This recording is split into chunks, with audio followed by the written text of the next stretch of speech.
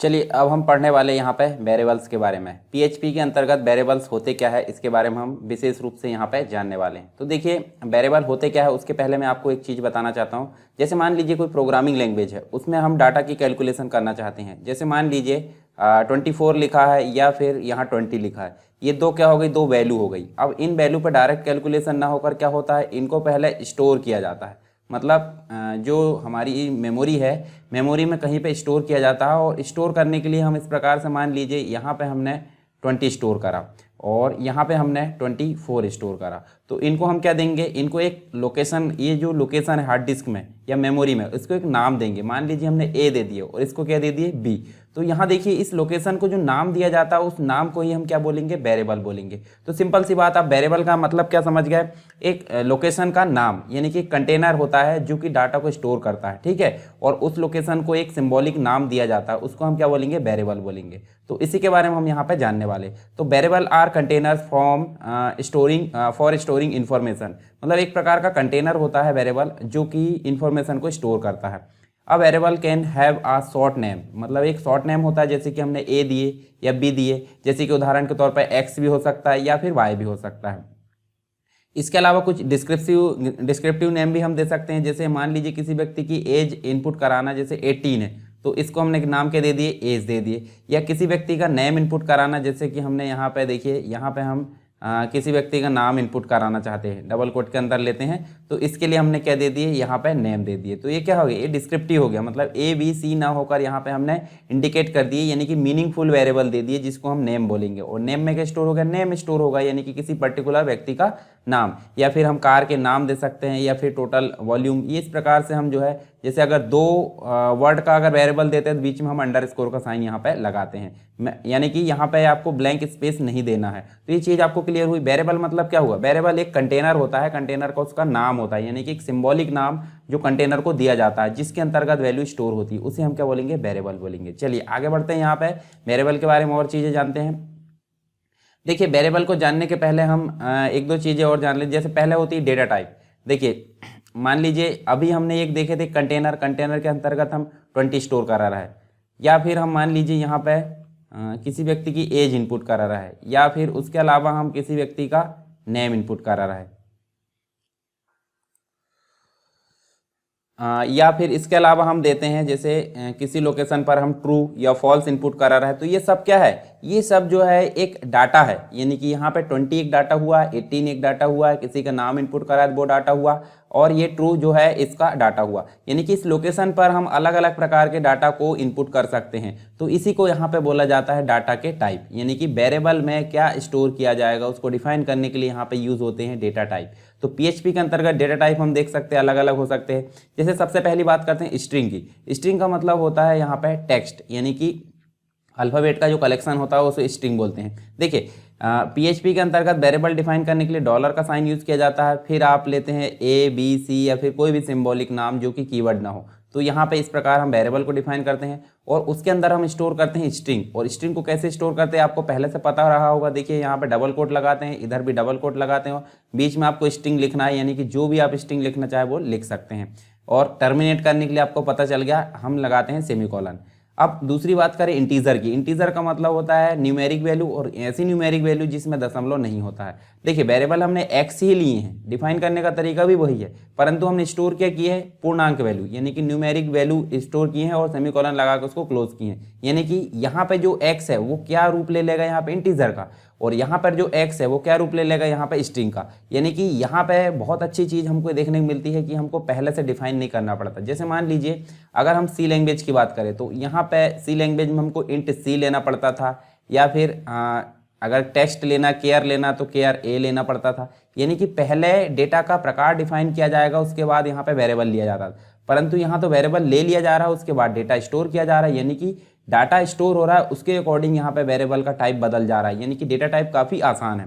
फिर बात करते हैं फ्लोट की। फ्लोट एक ऐसी न्यूमेरिक वैल्यू है जिसमें कि देखिए दशमलव के बाद भी कुछ संख्याएं हमको देखने को मिलती है। तो इस स्थिति को क्या बोलेंगे हम, फ्लोट। यानी कि एक्स अब क्या बन गया है, फ्लोटिंग वैल्यू स्टोर कर लिया, यानी कि फ्लोट बन गया है। फिर दूसरा जो एक्स लिए हमने एक, वो बुलियन प्रकार का है, जिसके अंतर्गत या तो ट्रू होगा या तो फॉल्स होगा, यानी कि या तो 1 आएगा या तो 0 आएगा। 0 बोलते हैं फॉल्स को और 1 बोलते हैं ट्रू को। तो यहाँ पे ये चीज़ हम आगे देखने को मिलेगी। फिर एक और प्रकार का डाटा टाइप होता है जिसे हम बोलते हैं एरे, और एरे हम देख सकते हैं, देखिए यहाँ पे डिफाइन करने का तरीका वही है। और अंदर क्या स्टोर हो गया, एरे, और एरे के अंतर्गत 3 एलिमेंट, यानी कि देखिए वॉल्वो, BMW और टोयोटा, ये तीनों जो है अलग अलग स्टोर हो गई यहाँ पे एरे में। और एरे में एक चीज़ आपको ध्यान रखना है, यहाँ पे इंडेक्स वैल्यू चलती है। इंडेक्स वैल्यू कैसे, जो पहली वैल्यू है वॉल्वो, ये किस रूप में स्टोर होगी, कार का 0 इंडेक्सिंग में, और जो दूसरी वैल्यू है वो कहाँ स्टोर होगी, कार का 1 इंडेक्स में, और तीसरी वैल्यू किससे स्टोर होगी, कार का 2 इंडेक्स में। तो इस प्रकार तीनों वैल्यू को अलग अलग भी बुला सकते हैं या फिर तीनों को एक साथ भी प्रिंट करा सकते हैं। ये चीज़ हम देखेंगे एरे में विस्तार से। फिर बात करते हैं ऑब्जेक्ट। तो ऑब्जेक्ट जो होता है उप्स का यहाँ पे मतलब फीचर्स है, उप्स की विशेषता है, ये उप्स का मेन पार्ट है। तो ऑब्जेक्ट ओरिएंटेड प्रोग्रामिंग पढ़ेंगे, उसमें हम ऑब्जेक्ट के बारे में यहाँ पे देखने वाले हैं। फिर एक होता है नल, यानी कि ब्लैंक, जो एक्स लिए हैं इसके अंतर्गत क्या स्टोर करेगा, ये नल, यानी कि डेटा प्रदान किया जा रहा है, उसके बाद यहाँ पे जो वेरिएबल है उसको यहाँ पे वो ऑटोमेटिक डिफाइन हो जा रहा है। ठीक है, रिसोर्स ये अलग प्रकार का डेटा टाइप जो आगे हम देखेंगे अगर जरूरत पड़ी तो। चलिए आगे बढ़ते हैं। हमने बात कर ली डेटा टाइप की, यानी वेरिएबल क्या होता है, वेरिएबल में किस प्रकार का डाटा स्टोर होगा उसको डिफाइन करने के लिए यहाँ पे डेटा टाइप की जरूरत पड़ती है। अब बात करते हैं रूल्स फॉर PHP वेरिएबल्स, मतलब जो PHP के अंतर्गत जो वेरिएबल होते हैं उनके नियम क्या है, यानी कि उनको डिफाइन करने के नियम क्या है। तो देखिए PHP का जो वेरिएबल है बनाने के लिए सबसे शुरू में हमको डॉलर का साइन लगाना पड़ता है। जैसे हमने डॉलर लिए और एक्स रख दिए, तो ये हो गया हमारा क्या, वेरिएबल। उसके अलावा डॉलर साइन के बाद हम वेरिएबल जो है अंडरस्कोर या किसी भी लेटर A से लेकर Z कैपिटल या फिर A से लेकर Z स्मॉल से स्टार्ट कर सकते हैं। जैसे एग्जांपल के तौर पर हम देखिए यहाँ पे लेते हैं डॉलर और VAR, यानी कि इस प्रकार भी ले सकते हैं, या फिर डॉलर अंडरस्कोर वेर, इस प्रकार से भी हम डिफाइन कर सकते हैं, यानी कि पहले न्यूमेरिक वैल्यू नहीं आएगी। देख लेते हैं यहाँ पे किसी भी न्यूमेरिक वैल्यू से वेरिएबल की शुरुआत नहीं होती, यानी कि यहाँ पे इस प्रकार का वेरिएबल नहीं होगा। या फिर हम इस प्रकार बोलें तो ये डॉलर लिए हमने और VAR1 ये वेरिएबल हो सकता है, परंतु न्यूमेरिक वैल्यू पहले रख दें ये गलत कहलाएगा। ठीक है, वेरिएबल अल्फा न्यूमेरिक भी होता है। अल्फा न्यूमेरिक जैसे कि हमने देखे इस प्रकार, देखिए डॉलर का साइन VAR और 1 2 3 इस प्रकार भी होता है। और PHP लैंग्वेज में वेरिएबल के बारे में एक जो है केस सेंसिटिव लैंग्वेज है, PHP क्या है, केस सेंसिटिव लैंग्वेज है, यानी कि हम अगर यहाँ पे वेरिएबल लेते हैं A और एक वेरिएबल लेते हैं A, तो ये दोनों जो है अलग अलग कहलाएंगे, मतलब एक दूसरे में समानता नहीं रहेगी। जैसे मान लीजिए A स्टोर कर रहा है 10 और ये वाला स्टोर कर रहा है 20, तो ये दोनों जो है अलग अलग वैल्यू स्टोर करेंगे। क्यों, क्योंकि यहाँ पे स्मॉल है और यहाँ पे कैपिटल है, तो इसलिए यहाँ पे एक केस सेंसिटिव लैंग्वेज है, मतलब कैपिटल A और कैपिटल मतलब स्मॉल A दोनों अलग अलग वेरिएबल कहलाएंगे। ठीक है, समझ में आ गए होंगे आपको।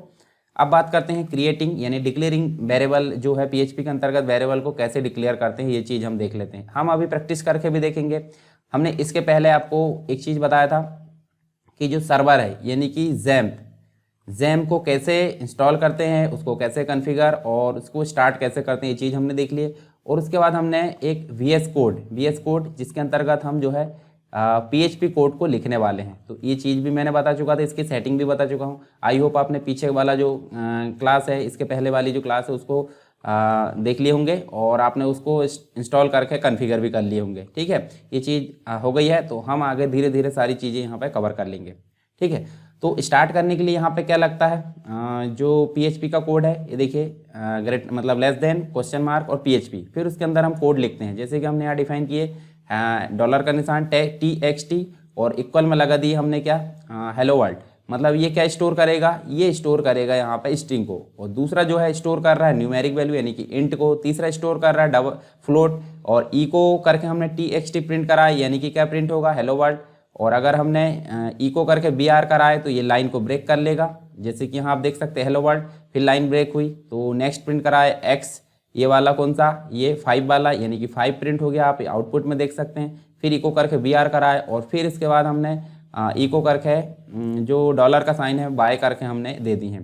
तो देखिए सी लैंग्वेज में जो होता था, जब हम इंट करके A डिफाइन करते थे तो यहाँ पे हमको A बस कॉल करना पड़ता था यानी प्रिंट करने के लिए, परंतु यहाँ पे डिफाइन करने के लिए भी डॉलर का साइन लगाया जाता है और प्रिंट करने के लिए भी डॉलर का साइन लगाया जाता है। तो ये चीज़ आपको देखने को मिलेगी। चलिए आगे देखते हैं, इसको हम हल करके देखते हैं। तो सबसे पहली कंडीशन होती है कि आप यहाँ पे जो अपने कंप्यूटर है वहाँ पे जैम्प कंट्रोल पैनल को आप स्टार्ट करके रखिए। ये मैं स्टार्ट कर देता हूँ अपाचे, यहाँ पे स्टार्ट करना है, MySQL स्टार्ट करना है और आप मिनिमाइज़ कर दो, मिनिमाइज़ या क्लोज भी कर सकते हैं। चलिए यहाँ पे जो स्टार्ट हुआ कि नहीं हम देख लेते हैं एक प्रकार से, ये देखिए। ठीक है, ये दोनों स्टार्ट हो चुके हैं, मतलब अपाचे भी स्टार्ट हो चुका है और MySQL भी। चलिए इसको मिनिमाइज़ करते हैं और हम VS कोड को यहाँ पे ओपन करते हैं। ठीक है, VS कोड को इस प्रकार ओपन कर लेते हैं और उसको ओपन करने के बाद हम जो है एक कोड लिखते हैं, जैसे कि हम वेरिएबल का जो कोड है वो बनाने वाले हैं। यहाँ पे इसको मैं बंद कर देता हूँ। ठीक है, ये और यहाँ index.php हमने बना चुके थे। ठीक है, और यहाँ PHP के अंदर जाकर हम कोड करते हैं। ठीक, तो जैसे कि यहाँ पे हम बात करें किसकी, एक वेरिएबल लेते हैं। तो वेरिएबल कैसे लेते हैं, डॉलर का साइन, और डॉलर का साइन लेने के बाद हम लेते हैं txt इक्वल करके डबल कोट के अंदर आप क्या दोगे, हेलो करके आप कोई भी स्ट्रिंग दे सकते हैं, हेलो SSW। ठीक है, और सेमीकोलन से उसको टर्मिनेट करते हैं, ये चीज़ आपको पता होगी। फिर हम डॉलर का साइन लेते हैं और x लेते हैं, यहाँ पे हम दे देते हैं पूर्णांक वैल्यू, और पूर्णांक वैल्यू देखें हमने टर्मिनेट कर दिए। फिर उसके बाद हम देते हैं यहाँ पे बाय करके, मतलब डॉलर का साइन लगा के बाय करे और यहाँ 10.5 कर दिए और ये सेमीकोलन। अब देखिए ये तो होती है डिक्लेरेशन की बात, मतलब वेरिएबल को डिक्लेयर कैसे करते हैं। वेरिएबल को डिक्लेयर करते हैं डॉलर के साइन, साथ में उसका नाम, और बाद में उसको वैल्यू अगर असाइन करना है तो इक्वल का साइन लगाएंगे। और वैल्यू असाइन करने के लिए जैसे स्ट्रिंग है तो स्ट्रिंग की बात करें तो डबल कोट के अंदर उसको लिया जाता है, और अगर इंट है यानी कि नंबर है तो उसको विदाउट डबल कोट के साथ यहाँ पे स्टोर किया जाता है। और फ्लोट वो वैल्यू है यानी कि दशमलव वाली वैल्यू है तो भी बिना डबल कोट के लिया जाता है। अब बात होती है प्रिंट करने की, तो प्रिंट करने के लिए एक तो इको यूज़ किया जाता है और एक होता है प्रिंट। तो हम अभी देखेंगे इको, और इको करके स्पेस देंगे और ओनली आपको लिखना है जो txt है, txt लिखे। ठीक है, और एंटर करें। ठीक है, उसके बाद इको करके हमने लिखे डॉलर का साइन और यहाँ पे हम दे देते हैं x। ठीक है, फिर इको करके हमने लिखे डॉलर का साइन और दे देते हैं बाय। तो देखिए लाइन से हमने एक तो हमने txt यानी कि जो पहली स्ट्रिंग, जो स्ट्रिंग टाइप का वेरिएबल उसको प्रिंट कराया, फिर न्यूमेरिक वाला यानी कि इंटीजर, फिर फ्लोट वाला कराया इसको। उसके बाद इसको सेव करें और ब्राउज़र पर चलिए। ब्राउज़र पर जाने के बाद यहाँ पे हमको करना है लोकल होस्ट। लोकल होस्ट करें तो PHP माई एडमिन खुल गया। लोकल होस्ट में जाके आपको SSW फोल्डर में जाना है, यानी कि जो फोल्डर हमने पिछले वीडियो आपने देखे हैं तो उसमें आपको फोल्डर मैंने बनाना बता चुका था, और वहाँ से उसको लोकल होस्ट से कैसे जाते हैं ये भी चीज़ देख लेते। लोकल होस्ट फिर SSW और हमको लिखना है index.php। ये देखिए यहाँ पे आ गया है, और आप देखिए यहाँ पे हेलो SSW आ गया, दूसरा वैल्यू 5 भी आ गई और तीसरी वैल्यू 10.5 भी आ गई। अब ये अलग अलग लाइन में नहीं आ रहा तो इसके लिए क्या करेंगे, जैसे हमने पहला इको प्रिंट कराया है उसके बाद हम एंटर करेंगे तो इको करके हम यहाँ पे डबल कोट के अंदर क्या दे देंगे, VR टैग लगा देंगे। VR टैग कौन सा होता है, HTML का। ठीक है, उसके बाद इस इको के बाद भी हम क्या लगा देंगे, फिर एक और इको लेंगे और इको लेके हम जो है यहाँ पे डबल कोट के अंदर क्या ले लेते हैं, फिर से VR टैग इस प्रकार लगा देते हैं। और सेमीकोलन लगाना आपको ज़रूरी है हर जगह, मतलब कोई भी स्टेटमेंट अगर टर्मिनेट करना है तो यहाँ पे हर एक स्टेटमेंट के अंतर्गत क्या लगता है, सेमीकोलन लगता है। ये चीज़ आपको पता होनी चाहिए। फिर हम यहाँ पे रिफ्रेश करते हैं तो आप यहाँ ध्यान दीजिए हेलो SSW पहली लाइन में आ गया, BR करें तो 5 नेक्स्ट लाइन में और फिर 10.5 नेक्स्ट लाइन में। तो ये चीज़ आपको क्लियर हुई यहाँ पे हमने देखें। अब वापस चलते हैं हमारी जो PPT है वहाँ पे। तो देखिए जब एग्जीक्यूट होगा तो एग्जीक्यूशन मतलब इसके बाद हम देखें तो x में क्या स्टोर हुआ 5 यानी कि इंटीजर प्रकार का हो गया, और y में क्या स्टोर हुआ 10.5 यानी कि ये फ्लोट प्रकार का हो गया। ठीक है, तो उनकी वैल्यू जैसे असाइन होगी उसके बाद जो है वेरिएबल का प्रकार बदल सकता है। ठीक है, अब बात करते हैं आउटपुट वेरिएबल। यहाँ पे देखिए जब हम यहाँ पे एक कोड लेते हैं PHP और txt करके SSW स्टोर किए और इको करके देखिए यहाँ पे हमने एक प्रिंट की है आई लव, है ना, और जो प्रिंट करना है txt वेरिएबल को प्रिंट करे तो आउटपुट में क्या आएगा, आई लव SSW। ठीक है, तो इस प्रकार यहाँ पे देखने को मिलेगा। इसके अलावा एक और आप देखिए यहाँ पे PHP हमने SSW स्टोर करे और यहाँ पे आप फिर से ले सकते हैं। देखिए इस प्रकार से भी, मतलब हमको नॉर्मली अगर प्रिंट कराना तो आप ऐसे भी ले सकते हैं। चलिए मैं इसको हल करके दिखाता हूँ। मैं इसको हटा देता हूँ। ठीक है, ये मैं यहाँ से सारी चीज़ें हटा देता हूँ, आपको फिर से हल करके देखते हैं। ठीक, txt करके हमने लिए हैं, यहाँ अंदर ले लेते हैं SSW और ये लिए। ठीक है, उसके बाद हम लेते हैं इको करें हमने और यहाँ पे लिख देते हैं आई लव और फिर @ का साइन लगा के, सॉरी यहाँ पे डॉलर का साइन लगा के txt करे और ये टर्मिनेट करे। चलिए यहाँ पे हम इसको जो है लोकल होस्ट में चलते हैं, रन करके देखते हैं। तो देखिए आई लव SSW आ गया। और इसको दूसरी मेथड से अगर प्रिंट करें तो कैसा कर सकते हैं हम, देखिए यहाँ पे इको करके हम क्या करते हैं, इको करके BR लगाते हैं। BR क्यों लगा रहे हैं, क्योंकि दूसरी लाइन में प्रिंट होना चाहिए। चलिए सेमीकोलन लगाए और यहाँ पे हम कर देते हैं इको करके, यहाँ लिखे हमने आई लव और डॉट लगाए, ठीक है, डॉट लगा के यहाँ पे txt लिखे, ठीक है, और सेमीकोलन लगा के इसको टर्मिनेट कर दिए। मतलब यहाँ देखिए हमने इस प्रकार से डबल कोट के अंदर भी लिखा है तो भी काम हो गया है, और डबल कोट के अंदर यहाँ पे इसको सिर्फ लिखा, डॉट लगाए, यानी कि कॉन्केटिनेशन होता है। स्ट्रिंग को जोड़ने का जो तरीका होता है वो डॉट लगा के होता है, यानी कि टेक्स्ट और जो स्ट्रिंग है दोनों को आपस में जोड़ना, यानी कि जो वेरिएबल है उसका वैल्यू और जो स्ट्रिंग है उसको जोड़ना है, तो यहाँ पे कॉन्केटिनेशन यानी कि डॉट लगाया जाता है। चलिए इसको हम यहाँ पे सेव करके और रन करते हैं लोकल होस्ट में जाकर। तो आप देखिए यहाँ पे ये भी काम कर चुका है और वो भी काम कर चुका है, ठीक है। तो अब इसमें गैप नहीं आ रहा, तो यहाँ पे आप गैप दे सकते हैं बीच में, और आप देखिए यहाँ पे इसमें जाकर रिफ्रेश करिए तो देखिए गैप आ गया। तो ये दोनों चीज़ आपको क्लियर हुई। मतलब हम स्ट्रिंग को इस प्रकार से भी जोड़ सकते हैं डॉट लगाकर, या फिर स्ट्रिंग को इस प्रकार से भी आप जोड़ सकते हैं। आई होप समझ में आ गया होगा। अब output the sum of two variables, दो वेरिएबल को जोड़ने का तरीका हम देखते हैं कहाँ पे, यहाँ पे। चलिए इसको मैं फिर से हटाता हूँ, ये हटाते चलते हैं। जो बेसिक चीज़ है वो हम पहले देख चुके हैं, कैसे लाते हैं, एक्सक्लेमेशन चिन्ह से पूरा स्ट्रक्चर आ जाता है और PHP के कोड को बॉडी के अंदर लिखा जाता है। कैसे, less than question mark PHP, और अंदर आपको कोड लिखना PHP का, और बंद करने के लिए आपको क्वेश्चन मार्क, और आपको ग्रेटर देन का उपयोग करना है। दो वेरिएबल कैसे लेते हैं, एक लेते हैं x और x में दे देते हैं 20, और एक लेते हैं y और y में दे देते हैं 30, ठीक है। और उसके अलावा हम लेते हैं z और z में दे देते हैं क्या, यहाँ पे x प्लस यहाँ पे दे देते हैं हम क्या, y, ठीक, इस प्रकार। और इको करके हम क्या कर देते हैं, प्रिंट कर देते हैं किसको, ये z को, ठीक है, इस प्रकार। चलिए इसको हम रन करके देखते हैं। ये देखिए 50 आ गया। मतलब एक तरीका तो ये हुआ कि आप इस प्रकार से प्रिंट कर सकते हैं, और दूसरा तरीका हम देख सकते हैं डायरेक्टली हम प्रिंट कर सकते हैं। डायरेक्टली कैसे, चलिए यहाँ पे मैं जो है BR लगाता हूँ, यहाँ पे इको करते हैं और इको करके हम ले लेते हैं BR, ठीक है, और BR में सेमीकोलन लगा कर टर्मिनेट कर दिए, और फिर इको करे तो यहाँ पे हम कर देते हैं x प्लस डॉलर लगा के y, ठीक है। इस प्रकार से भी हम कर सकते हैं। तो देखिए यहाँ पे हम रन करके देखते हैं, देखिए ऊपर वाला आंसर भी हमारा सही है और नीचे वाला आंसर भी हमारा सही है। तो हम दोनों विधि से, यानी कि एक थर्ड वेरिएबल ले सकते हैं दोनों को प्लस कराने के लिए, और थर्ड को प्रिंट कर सकते हैं, या फिर डायरेक्टली हम इको के माध्यम से दोनों को जोड़कर प्रिंट करा सकते हैं। तो ये दोनों तरीके आपको पता चल गए। आउटपुट के लिए यहाँ पे देखिए, यहाँ पे डायरेक्टली प्रिंट करा दिया गया था। फिर वेरिएबल को जोड़ने का तरीका, तो वेरिएबल को जोड़ने का तरीका मैंने बताया अभी। देखिए आई लव लिखे और बीच में आपको डॉट लगाना और बाद में वेरिएबल का नाम लिख सकते हैं, दोनों को जोड़कर वो प्रिंट करेगा।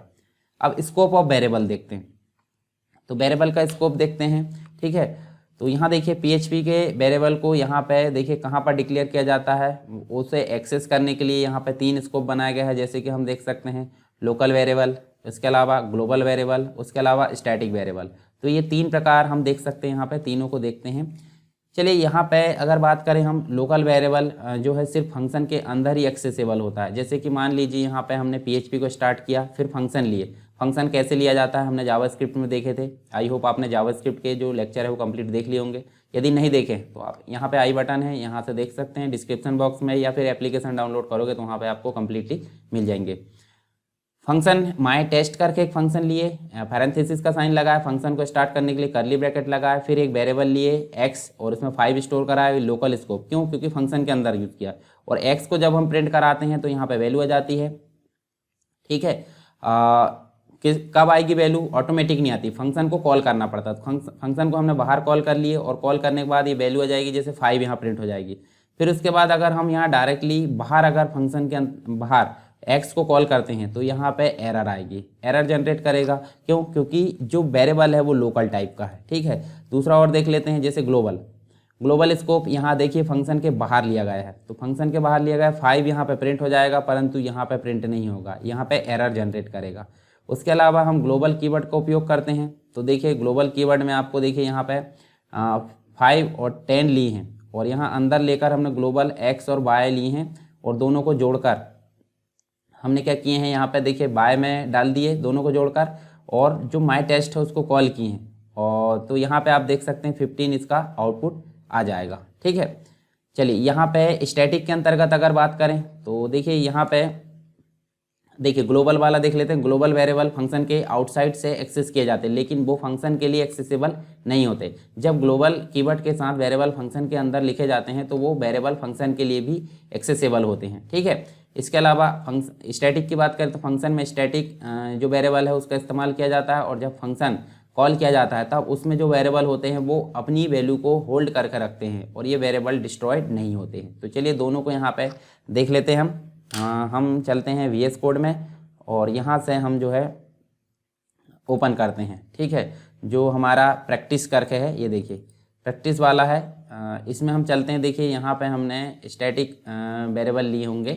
ठीक है, वेरिएबल ये देखिए जब हम यहाँ पे ये वाले को देखते हैं लोकल स्कोप, ये देखिए मैंने पहले से यहाँ पे कोड लिख कर रखा हूँ ताकि टाइम वेस्ट ना हो।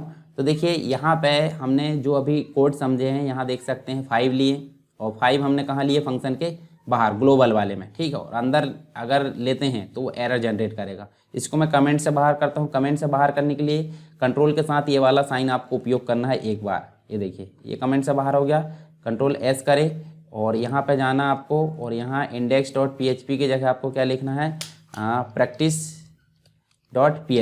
ठीक है, एंटर करना है।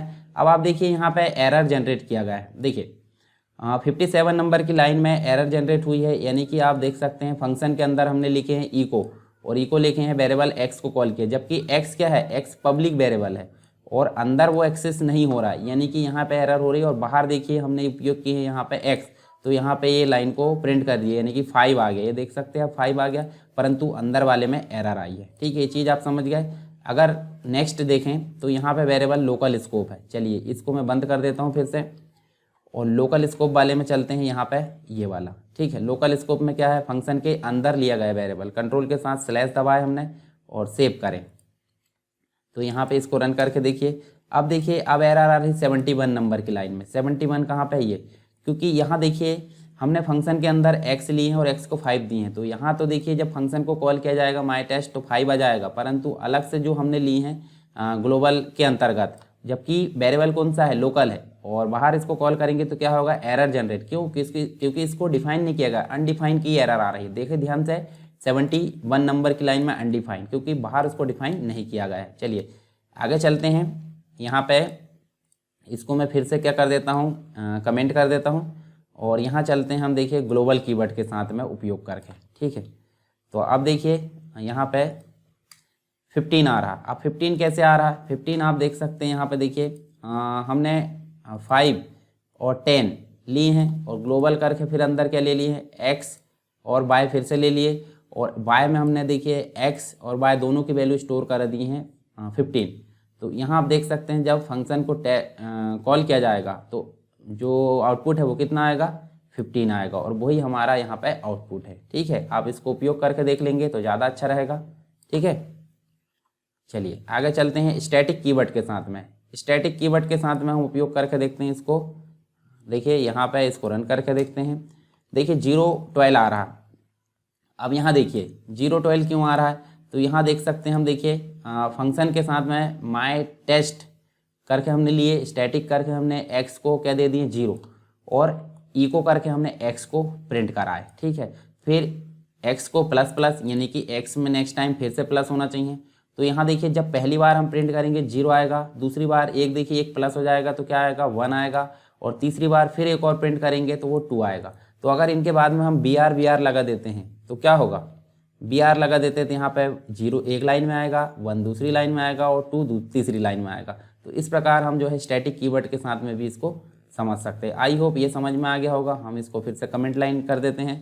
ठीक है, और नेक्स्ट हम यहाँ पे देखेंगे आप क्या जो अगली है हमारी चीज़ें कमेंट। तो कमेंट भी देख लेते, फिर उसके बाद हम बाकी की चीज़ें यहाँ पे देखेंगे। कमेंट होती क्या है, कमेंट का मतलब होता है ऐसी लाइन जो प्रोग्रामर जो कोड करता है वो अपनी लाइन को याद रखे नेक्स्ट टाइम किस चीज़ के लिए प्रोग्राम किया गया था, या फिर अदर कोई पर्सन के लिए यहाँ पे उसको जो है इंडिकेट करने के लिए कुछ नोट डाल देता है जो कि हमारे ब्राउज़र जो है हमारे ब्राउज़र के द्वारा इग्नोर कर दिया जाता है, तो उस चीज़ को यहाँ पे कमेंट बोलते हैं। चलिए यहाँ पे देखते हैं।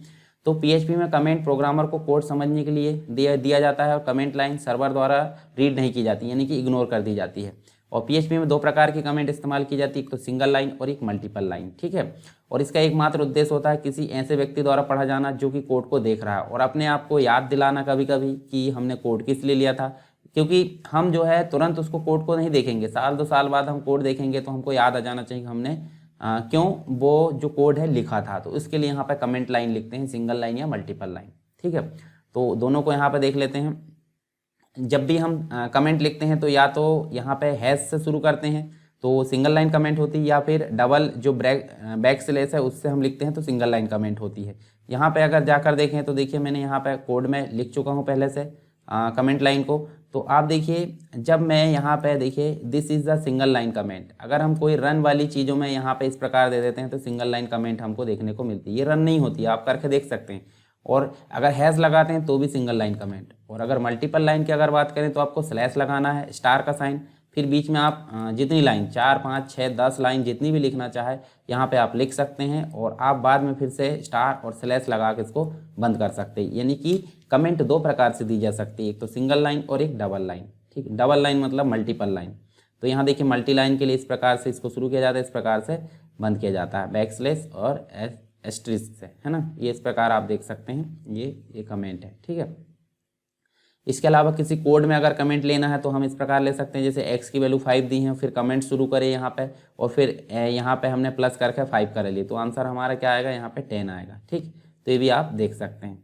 आई होप ये कमेंट भी आपको समझ में आ गई होगी और वेरिएबल भी समझ में आ गया होगा, ठीक है। इसके अलावा अगर कोई दिक्कत है या कोई आपको प्रॉब्लम आ रही है तो आप मुझे कमेंट बॉक्स में बताइए, मैं उसका सॉल्यूशन ज़रूर दूंगा आगे आने वाली सीरीज़ में, ठीक है।